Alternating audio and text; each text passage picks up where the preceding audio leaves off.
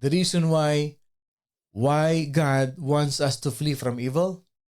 Because He loves us. And His desire is for our protection, for our safety, and for our provision. My prayer and my desire is through this life application. Ito pong ating series na pinag-aaralan. Really enlighten us to flee from evil. To flee from evil. Huwag entertainin ang kasalanan, ang magiging bunga ng kasalanan sa buhay natin. Ang Diyos, mahal na mahal tayo ng Panginoon. Tayong lahat dito ay mga magulang na.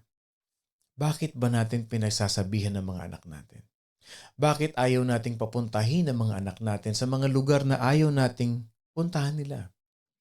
Bakit natin tinuturuan ng mabuting asal ang mga anak natin? Bakit natin tinuturo ang magmahal?